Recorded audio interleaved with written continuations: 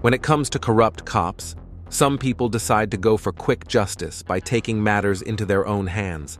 These 7 police officers, presumed to be protectors of lives and properties, chose to be on history's bad side. We have 3 witnesses who have just given sworn affidavits that says that he did have a relationship with my wife before I was convicted. Their end was swift and violent. They were instantly murdered, facing the harsh reality of criminality. How did these decorated law enforcement veterans fall so far from grace? What drives someone to seek bloody retribution rather than letting the justice system run its course? The answers may lie buried in the past, waiting to be uncovered amid the ruins of shattered careers and broken lives. Theodore Dyer. In the quiet town of Grand Haven, Theodore Dyer had seamlessly blended into the community, presenting himself as a well-adjusted and trustworthy neighbor. Little did those around him suspect the heinous actions lying beneath the surface. One of Dyer's victims, a woman named Mary, later expressed her astonishment, saying that she never had any reason to worry about him. In April 2012, Mary and her 9-year-old daughter moved into an apartment next door to Dyer's unit. At first, they simply thought they had a normal, friendly neighbor. Dyer and his girlfriend had no children of their own, and he seemed to develop a fondness for Mary's young daughter. However, Mary's perception of Dyer would soon shatter. In June 2013, Mary's daughter was at Dyer's apartment late in the evening. As Mary felt it was time for her daughter to come home, she had an uneasy feeling and decided not to knock before entering. Peering into Dyer's bedroom, Mary witnessed the unthinkable. Dyer was taking advantage of her young child. Immediately, she rushed in, grabbed her daughter, and fled back to their own apartment. Distraught, Mary confronted her daughter, who confirmed the horrific truth. Mary promptly reported the incident to the authorities.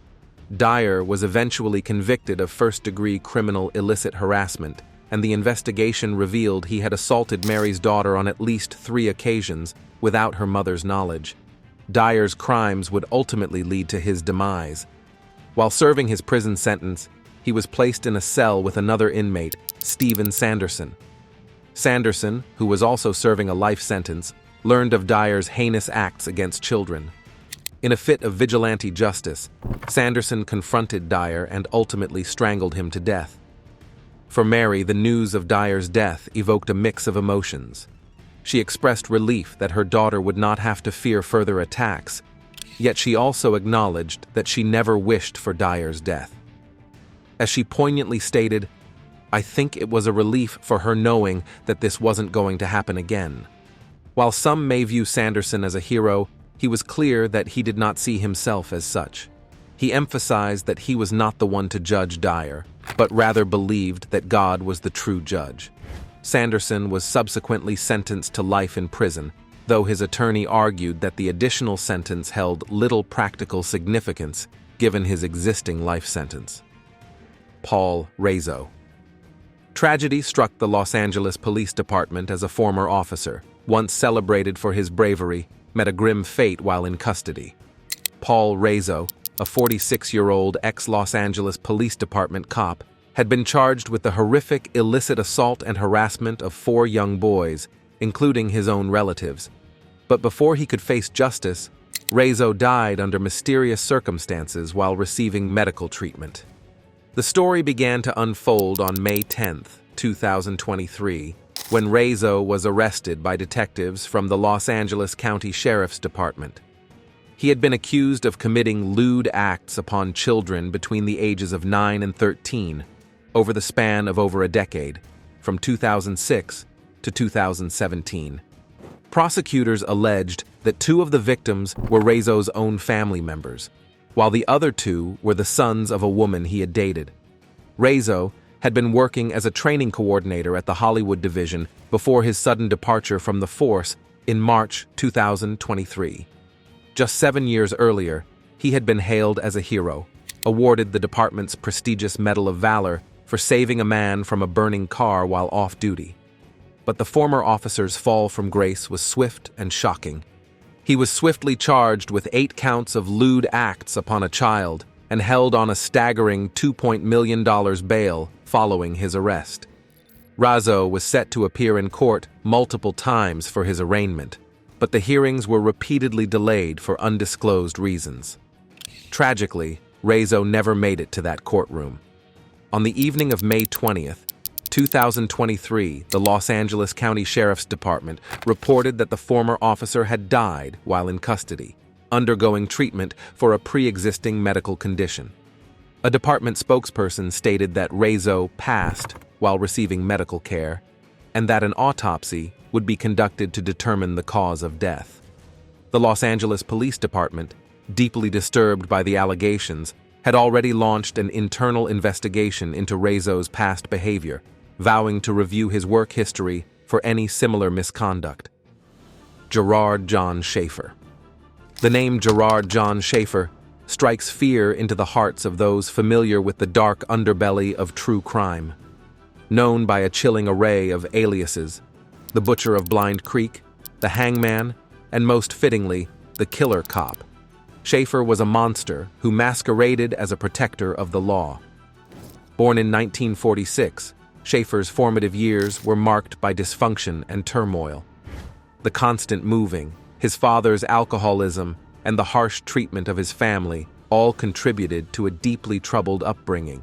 Even as a teenager, Schaefer harbored disturbing fantasies of harming women he deemed contemptible, a monstrous mindset that would only grow more twisted with time. In 1971, just 7 months before donning the uniform of a police officer, Schaefer had a brief stint with the Wilton Manors Police Department. This would prove to be a mere warm-up for the horrors to come. On June 23, 1972, he secured a deputy role with the Martin County Sheriff's Department, a position that would grant him unfettered access to prey on vulnerable women. Schaefer's modus operandi was chillingly calculated. On July 21, 1972, he met 2 teenage hitchhikers, Pamela Narleski and Barbara Bramucci, and offered to drive them to their destination. Once in his vehicle, he deviated from the planned route, lecturing the girls about the dangers of hitchhiking before binding them with handcuffs and gagging them. Schaefer then took the girls to a remote forest, where he secured one victim to a cypress tree, fastening a noose around her neck in a way that forced her to stand on exposed roots to relieve the pressure. He repeated this gruesome ritual with the other girl before receiving an urgent radio message, forcing him to depart and promising to return. When Schaefer came back, the girls had managed to break free. He hastily reported the incident, claiming he had merely intended to teach them a lesson. But the authorities soon discovered a darker truth. Schaefer was responsible for the murders of up to 26 women, his victims bound and strangled in a signature style. Schaefer's reign of terror was finally brought to an end, but even behind bars, his story continued to unfold. He offered to be sent to a psychiatric hospital and even helped solve other crimes, including the conviction of an international child exploitation ring. In a tragic twist, his own life ended in a dispute over hot water, his body stabbed over 40 times by a fellow inmate. The Killer Cop's story had reached its grim conclusion, but his legacy of terror would linger on. Cabo Bruno. In the annals of Brazil's troubled history, the case of Floresvaldo de Oliva, known infamously as Cabo Bruno, stands as a stark reminder of the fine line between justice and vengeance. Born in the humble town of Uchoa, São Paulo, Floresvaldo de Oliva's childhood was marked by a playful nickname that would eventually come to define his tragic legacy. As a young man, Oliva joined the ranks of the military police in São Paulo, a career that would soon take a dark turn. Driven by a misguided sense of justice, he donned the mantle of a vigilante, prowling the outskirts of the city, exacting his own brand of retribution upon those he perceived as criminals. The moniker Cabo Bruno, a nod to a local alcoholic, became a twisted badge of honor, a testament to his ruthless actions. The bodies began to pile up, victims of Cabo Bruno's merciless rampage. Rumored to target local traders and those he deemed undesirable, His killing spree spread panic throughout the region, leaving a trail of grief and unanswered questions in its wake. Yet, in a twist of fate, one man, José Aparo Benedito, managed to survive Cabo Bruno's onslaught, feigning death and escaping the scene. As the case gained national attention, the media played a pivotal role in bringing Cabo Bruno's crimes to light. Journalist Caco Barcelos, through his coverage in the Journal Nacional, helped to expose the extent of the vigilante's actions, shedding light on a disturbing pattern of violence that had gripped the city. In 1983, Cabo Bruno's reign of terror finally came to an end when he was arrested under a court order, facing accusations of involvement in over 20 murders. Initially, he confessed to only one of these killings, but years later, he acknowledged his involvement in approximately 20 more. However, the true extent of his crimes remained shrouded in mystery, as some believed that others had falsely attributed additional killings to him. The investigation uncovered a chilling reality: Cabo Bruno was not acting alone. A network of at least 12 police officers, including 2 high-ranking officials, were found to be complicit in these executions, often targeting victims based solely on their appearance. The evidence was damning, and Cabo Bruno was eventually sentenced to 113 years in prison, despite his attempts to flee on 3 separate occasions. While incarcerated, Cabo Bruno underwent a remarkable transformation. He claimed to have converted to evangelical Christianity and expressed a desire to be addressed as something other than Bruno. In 2008, he married a housewife who volunteered in the prison's ecumenical chapel, where he served as a pastor, gaining a following that included the infamous murderer Lindenberg Alves. After serving a portion of his sentence, Cabo Bruno petitioned for a conversion to a semi-open regime, which was ultimately granted in 2012. Despite his exemplary behavior and the commendations from prison officials, the decision to release him remained controversial, as his history of escape attempts had denied him the benefit of temporary leave. Tragically, Cabo Bruno's newfound freedom was short-lived. Just over a month after his release, he was fatally shot with 18 to 20 bullets in the Quadra Coberta neighborhood of Pindamonhangaba, the apparent victim of an execution-style attack. The chilling end to his story serves as a haunting reminder of the consequences of unchecked violence and the fragility of redemption in the face of a life consumed by darkness. Now it's time for today's subscriber pick. How do we explain this scenario? The first image shows a disgraced police officer sitting in the defendant's box of the courtroom, his wrists shackled in chains. Despite the severity of the charges he faces, the corrupt cop wears a smug, almost mocking grin, seemingly unconcerned as the trial proceeds around him. However, the next frame captures a radically different and shocking scene. The cop is now slumped over, blood spattering the pristine walls of the courtroom. His head is bent at an unnatural angle, teeth and shards of bone scattered across the floor in a macabre display. The self-assured smirk has been replaced by a rictus of pure agony, the light in his eyes extinguished. This stark juxtaposition lays bare the consequences of the officer's heinous crimes, the swift and brutal retribution that his victims or someone acting on their behalf has exacted. What transgression could have driven someone to such an extreme act of violence right under the nose of the justice system? The haunting images raise more questions than answers, leaving us to ponder the fine line between the rule of law and the desperate pursuit of personal vengeance. Let's find out more in the next case. Gennady Movich. In the quiet village of Ist, nestled in the rolling hills of the Vitebsk Oblast, a young man named Gennady Movich was born in 1947. Little did the villagers know, this unassuming son of the Soviet countryside would one day become one of the most notorious serial killers in the history of the USSR. Gennady's early life seemed unremarkable. He served in the army, like so many young men of his generation, before returning home in 1971. But it was then that the darkness within him began to emerge. Embittered by the discovery that his girlfriend had left him and married another, Gennady's mind twisted with rage and despair. On a lonely road between Vitebsk and Polotsk one night, that darkness found its first outlet. Gennady encountered a young woman walking alone. In that moment, he succumbed to his darkest impulses, strangling her to death. This was only the beginning. Over the next decade, Gennady's killing spree would claim the lives of over 30 innocent women across the Vitebsk region. Many of his victims were lured to their deaths through calculated acts of deception.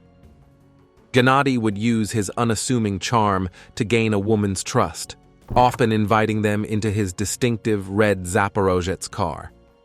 Once isolated, he would then brutally strangle or smother them, robbing their lifeless bodies of money and valuables.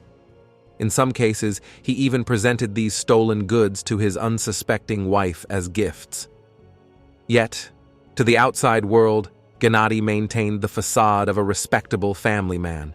He was a non-alcoholic, a conscientious worker, and even a member of the Communist Party. His neighbors and co-workers were completely unaware of the monster that lurked beneath the surface.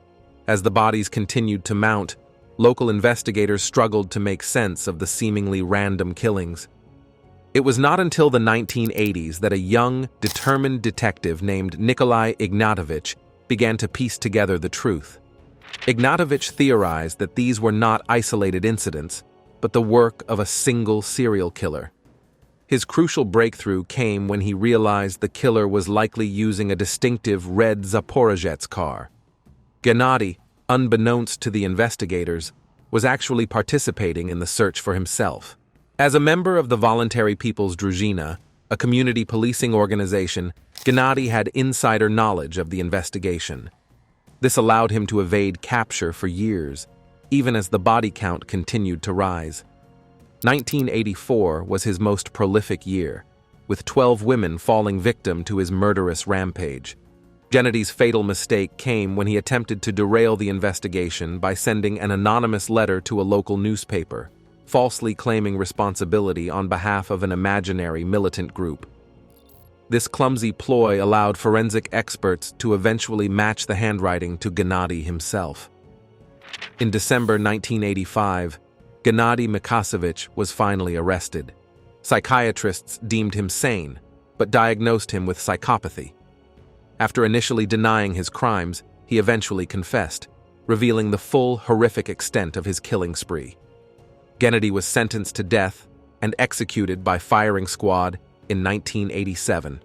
The Vitebsk case, as it became known, shook the Soviet Union to its core.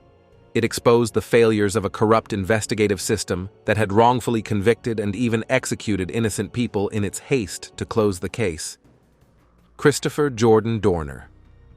Christopher Jordan Dorner was born on June 4, 1979, in Southern California. He grew up there and attended Cypress High School, graduating in 1997. After high school, Dorner went on to graduate from Southern Utah University in 2001 with a degree in political science and a minor in psychology. While in college, he was even a running back on the university's football team from 1999 to 2000. Dorner later reflected that he was the only African-American student in his school from first grade all the way through seventh grade. This led to some alterations due to racism that he experienced growing up. But despite these challenges, Dorner had decided from a young age that he wanted to become a police officer. He joined a youth program offered by the police department in the town of La Palma, where he was living at the time of the later shootings. By most accounts, Dorner came from an admired and well-liked family. Neighbors described him as a man who usually kept to himself. He had been previously married, but had no children. Court records show that his wife filed for divorce in 2007. Dorner's deadly killing spree began in February 2013 with a package he sent to CNN's Anderson Cooper. This package contained Dorner's written complaints and manifesto. After the first killings in 2013, the threats in this manifesto led law enforcement to launch a major manhunt that spread across California, Nevada, and even into Mexico.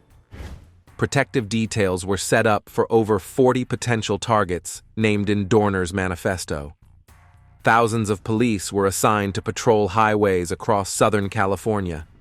The Los Angeles Police Department even took patrol officers off motorcycles for their own protection. In the early morning hours of February 7, 2013, two Los Angeles Police Department officers were driving to one of these protection details when they were flagged down by a man who reported seeing someone matching Dorner's description at a nearby gas station. The officers investigated the report and ended up following a pickup truck. When the driver stopped and got out, he opened fire on the officers with a rifle, grazing one officer's head. About an hour and a half later, a man believed to be Dorner was then spotted trying to steal a boat in San Diego, saying he planned to take it to Mexico. A federal criminal complaint was filed against Dorner that same day for allegedly fleeing California to avoid prosecution. Hours after that, the burned-out remains of Dorner's vehicle were found near Big Bear Lake, about 80 miles from Los Angeles. A large-scale search of the surrounding area ensued, with over 125 officers going door to door. All schools in the area were also placed on lockdown. On February 13th, human remains were found in the ruins of a cabin that had been the focus of the search. A wallet with Dorner's driver's license was also recovered from the wreckage. The constant psychological torment took a heavy toll on Carroll. At just 8 years old, Carroll's pain and anger boiled over. He drowned a classmate named Dwayne in a lake, an act that authorities initially ruled an accident. But in later years, Carroll would confess that this was no mere childhood misadventure. It was his first murder, driven by a deep-seated need for revenge against his mother. As a teenager, Carroll's troubles only worsened. He began committing petty crimes, getting arrested for drunkenness and theft. After a stint in the army that ended in a bad conduct discharge, Carroll's violent fantasies and urges only intensified. He attacked several couples in lovers' lanes and even called the police to report his disturbing thoughts of strangling women.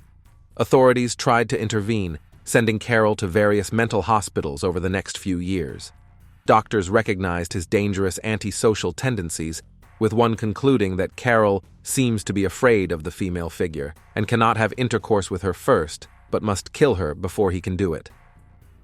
Yet despite these dire assessments, Carroll was repeatedly released, deemed fit to return to society. This proved to be a tragic mistake. After marrying an alcoholic stripper named Billy Whitworth, Carroll's obsession with violence and his hatred of women only grew stronger. He burned down a motel, convinced Billy was cheating, and later attempted to strangle an 11-year-old girl in Missouri, for which he served 5 years in prison. Authorities later confirmed through dental records that the charred body was in fact that of Christopher Dorner. The autopsy determined he had died from a self-inflicted gunshot wound to the head. The manhunt for Dorner had been intense, with law enforcement going to great lengths to try to stop him. Tragically, in the process, 2 innocent bystanders, Emma Hernandez and her daughter Margie Carranza, were shot by Los Angeles Police Department officers who mistook their vehicle for Dorner's. The city of Los Angeles later paid multi-million-dollar settlements to the 2 women. Ultimately, the Dorner case stands as a tragic example of how a quest for justice can spiral out of control, with devastating consequences. It's a sobering reminder of the importance of restraint, due process, and respect for human life, even in the face of a determined and dangerous adversary. Carroll Edward Cole. The story of Carroll Edward Cole is a tragic one, a tale of a troubled childhood, mental anguish, and the unthinkable acts of violence that ultimately led to his downfall. Carroll was born in 1938 in Sioux City, Iowa, the second son of Laverne and Vesta Cole. From an early age, Carroll faced great adversity in his home life. His father, Laverne, worked long hours in a shipyard, often leaving young Carroll under the care of his emotionally abusive mother, Vesta. Vesta was a troubled woman, prone to affairs and lashing out at her son. She would dress him as a girl, humiliating him, and threatened to beat him if he ever told his father about her infidelities. Upon his release, the killings began. Carroll's first known adult victim was Essie Louise Buck, whom he strangled in his car in 1971. Over the next several years, He claimed the lives of numerous other women, often dumping their bodies in remote locations. His wives and girlfriends were not spared either. He strangled his second wife, Diana Faye Younglove Paschal, in 1979. By the time authorities finally caught up with Carroll in 1980, he had confessed to murdering at least 14 women, though he suspected the true number was even higher. He was convicted of 3 killings in Texas and sentenced to life in prison. Extradited to Nevada, he was tried and convicted of 2 more murders, and ultimately sentenced to death. In the end, Carroll's disturbing crimes caught up with him. On the eve of his execution in 1985, anti-death penalty advocates pleaded for clemency, but Carroll himself refused, even requesting a final meal of jumbo fried shrimp, fries, and clam chowder. As the clock struck 2:30 a.m. on December 6, 1985, Carroll Edward Cole, the troubled son of Vesta and Laverne, was put to death by lethal injection. His brain was removed and studied in a final grim attempt to understand the depths of his depravity. The life of this serial killer, shaped by a traumatic childhood and unchecked mental illness, had come to a tragic end. Thank you for watching, and see you in the next video.